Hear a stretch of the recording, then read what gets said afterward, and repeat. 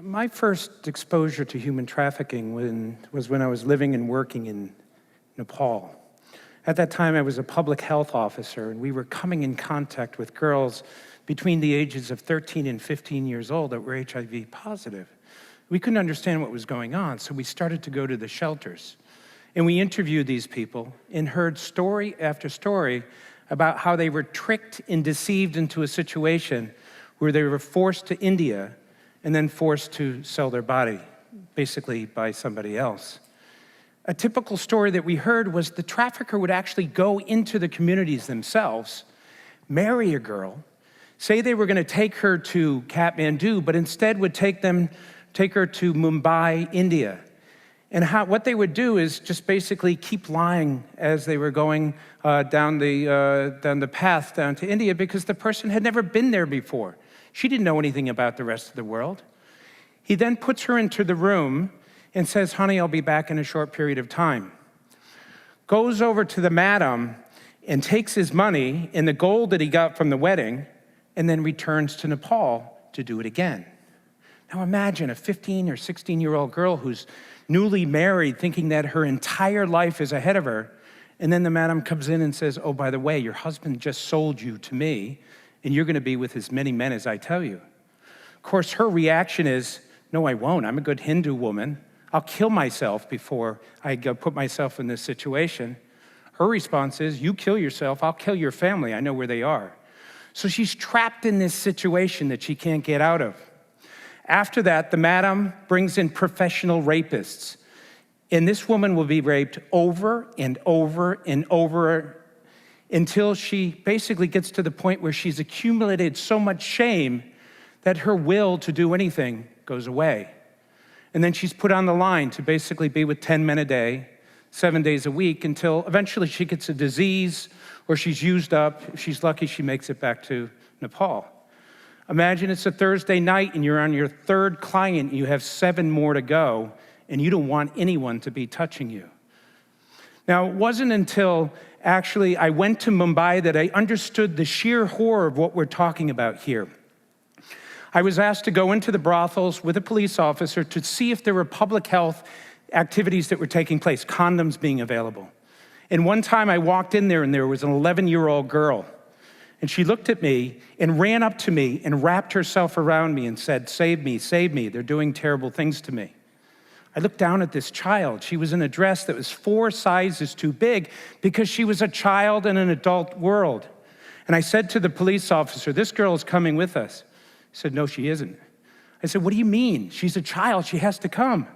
And he said, "In this world, they'll kill us before they'll let us go."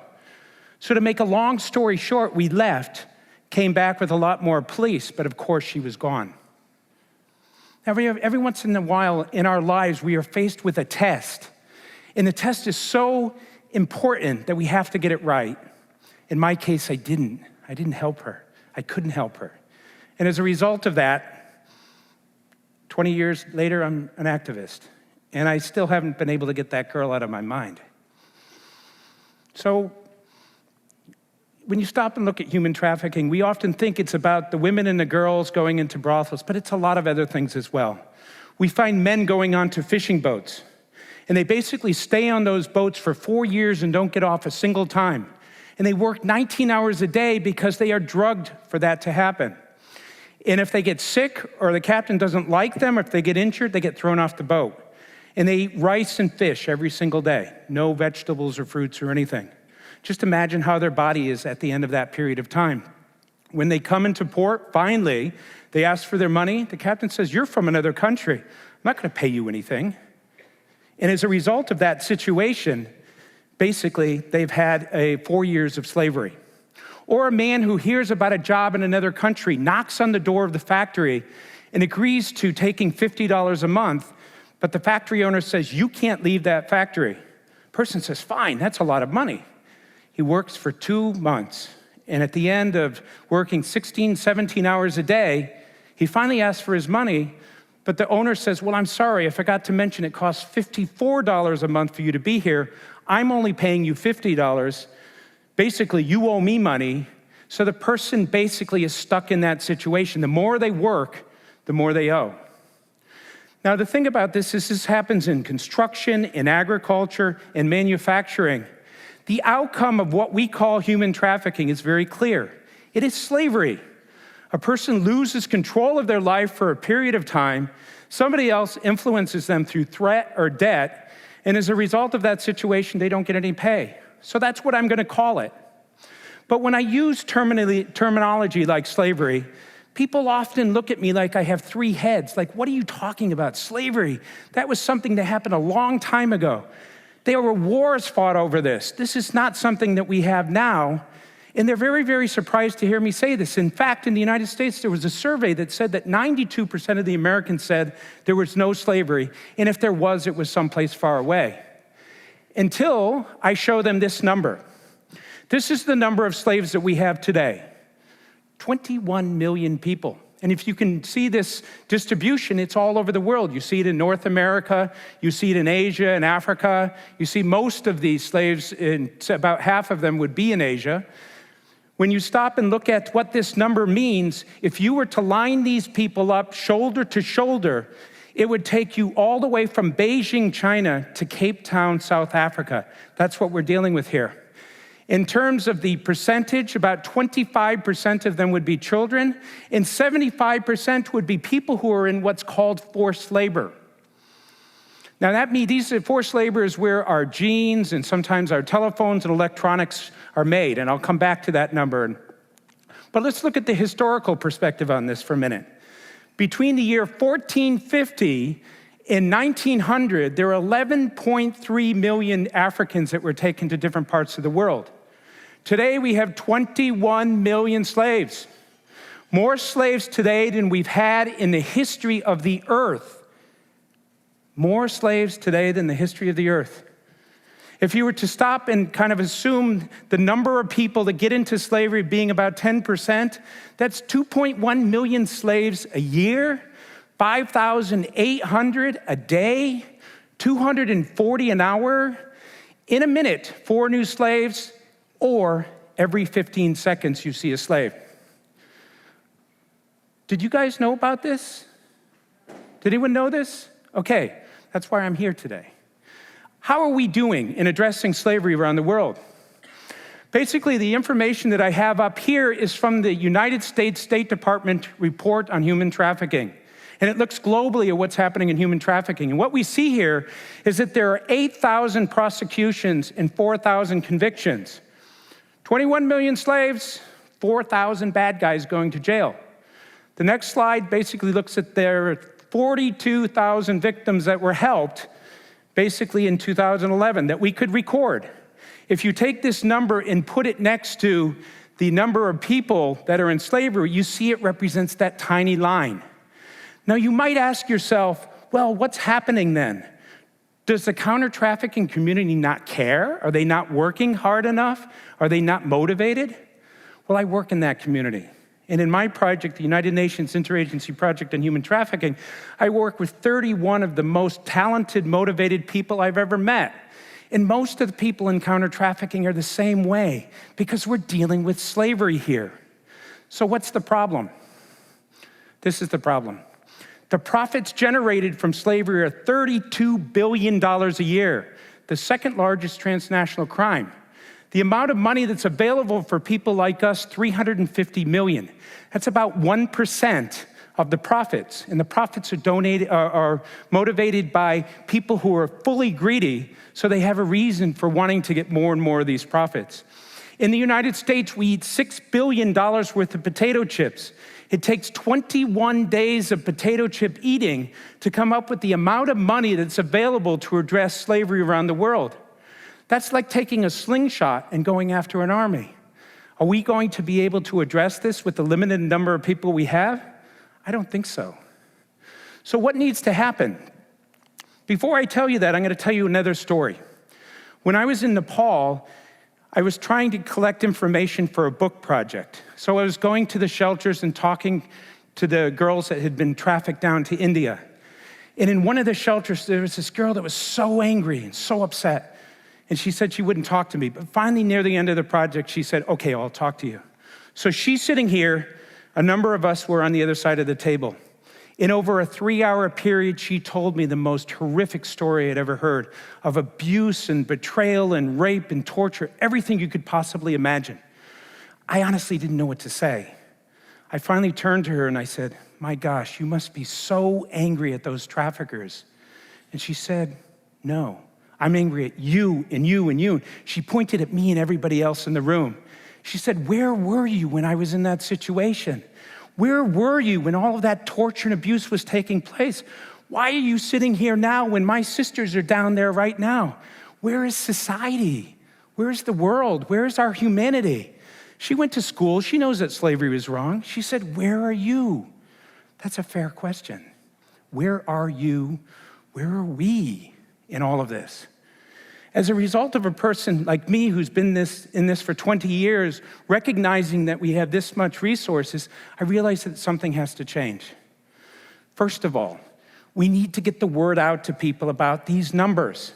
If you don't know that slavery exists, how can you feel bad about it? And we experimented with this. In Thailand, where I live and work, we started to go to the international schools. One school in particular, the International School Bangkok, we went and presented to the high school students. 2 months later, they set up a club. Then they started to sensitize the parents and the teachers in the community. Then they started to raise money. And then they basically had a contest to see who could come up with the best 5-minute film that talked about the relationship between slavery and the supply chains. They did that not because we asked them to, it's because they learned about it and they felt compelled to be involved in it because once again, we're talking about slavery. 21 million people in that situation. For those of you who are hearing about this for the first time, I urge you to go and get online, go to MTV Exit's website or CNN's Freedom Project, learn about this. Talk about it with your family, your friends, the people you know, because it's part of what needs to happen to get the threshold of understanding to the point where we all accept that slavery has to be stopped. Number 2, basically we need people who have skills to use their time and to give us some money for this process. And let me explain why I'm saying it this way. Basically, I make presentations like this all the time, and I always get people who come up afterwards and say, "Oh my gosh, that's so terrible, what can I do?" In the past, we didn't have anything to offer to them, but we do now with the internet. I work with universities all over the world, and the students in those universities actually do volunteer work. They do small tasks. They do editing, writing, they help with websites. There are people out there who can be co-opted to be a part of the fight so we can move beyond the limited number of people that we have doing this. In the United States, there is a Polaris Project. And basically, it's a hotline that identifies trafficking cases in the United States. What we have found is that one of the largest areas of human trafficking in this country is in California. There were 1,300 cases over the last couple of years that have been called in, representing about 1,700 trafficking victims. So it's here in the United States as well, so we can address it here as well. If you're a teacher, go and educate your students about this issue. If you're a journalist, write stories about this. If you're an artist, use your talent as a means of helping people to understand. If you're a government worker, have your organization at least understand what this is all about. Now, when it comes to money, people say, "Oh yeah, I'm always asked to give money for something." But $10 in Cambodia will allow a person to stay in a shelter for an entire week. So if 1 million people gave $10, that's a tremendous amount of money, and it does a tremendous amount of good. If 1 million people were to use 1 hour of their time, imagine 1 million hours of support. The third thing is, as consumers, you make choices about products. And because 75% of what we're dealing with is labor trafficking that is associated with supply chains, go online before you buy your next telephone. Make sure that the company that you are buying from is responsible. There's lots of articles that are out there talking about companies that have issues all over the world. On the other side, go onto the websites and identify which of them basically make an effort to say in their corporate social responsibility statements that we do what we can to avoid slavery. Another thing that I sometimes ask people to do is to go into their department store. Go up to the department store manager and say, "How do you know that the materials that you have in this store are not associated with some type of slavery?" You can do it in a very non-threatening way. We are not trying to force the private sector. We're trying to urge them to understand the importance of this and to get involved as well. And the other thing that sometimes happens is people say, well, it's the private sector that's the problem. Well, I work with a lot of private sector people who are citizens themselves. They care about this issue as much as a lot of other people. And in fact, in Hong Kong, I work with organizations, one called the Mekong Club, which brings business people together to use business to go after bad business, and another one called Share that is setting up a hotline that basically would allow for migrants in that part of the world to understand things. For the private sector to care, we have to care, and we have to help the private sector to understand how to move forward into getting involved in this fight. So at the end of this process, let me just say this: 21 million slaves. 21 million slaves. Every 15 seconds, a new one. Whose responsibility is it to address this? We've seen that it can't be done by a few UN or civil society people, and we wouldn't want it to be done by a few. This is much bigger than us. It belongs to all of us. Slavery is the responsibility of societies to take care of it. Remember what that girl said. Where are you? Well, I'm asking, where are we? And what can we collectively as society do to address this problem? Please think about that. Thank you very much.